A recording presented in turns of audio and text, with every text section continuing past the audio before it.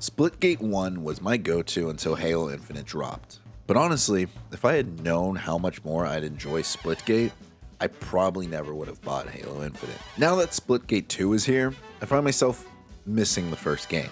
So, should you play it? Well, first off, it's free. The maps are balanced, portals still offer great flanking opportunities, there's more emphasis on mobility, sliding, jetpacks, and new abilities like sonar, speed boost, and shields. Guns are customizable with attachments, and yeah, you can rack up 30 to 50 kills in a match easily. But all this innovation comes with a price. A much higher skill ceiling, game modes are locked at the start, you have to grind through Arena and the Battle Royale, there's no SWAT or shoddy snipers right now, and honestly, there's less emphasis on portal play. The art design feels more generic, the maps look okay but don't stand out.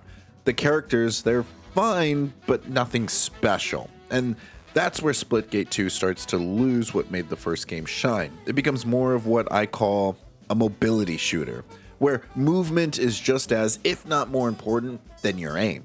Splitgate 2 pulls from a ton of other shooters, unique abilities, portals, jetpacks, and dead silence for everyone. Yeah, that all sounds cool, and it is fun to use, but it takes the spotlight away from what makes the shooter great: gunfights. Movement becomes just as rewarding as winning a duel, and I think that's a problem. FPS players, they're like cowboys. They want a shooter that feels like a duel, just you and your opponent. You might have cover or equipment to gain an edge, but when the guns come out, it's him or you. That's why Counter-Strike has lasted so long. That's why even Call of Duty had to bring back boots on the ground.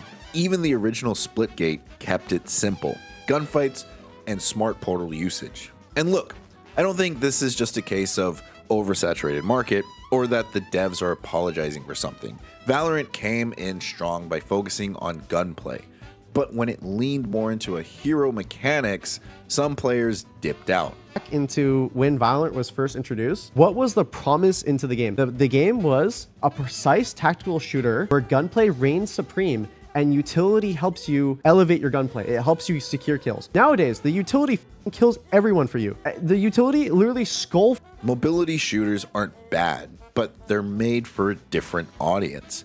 So what makes gunplay so special? It takes a different kind of skill. You either win the fight or you don't. Compare that to modern shooters where you're more like a fighter pilot constantly outmaneuvering your enemy. It's a different feel. And when you play as the cowboy, the risk and reward mean more.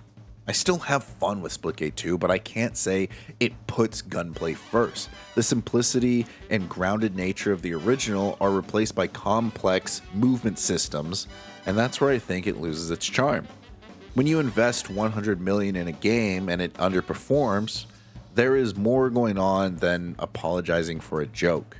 Splitgate 2 does everything it needs to do to be a good shooter, but it doesn't go beyond that to be great.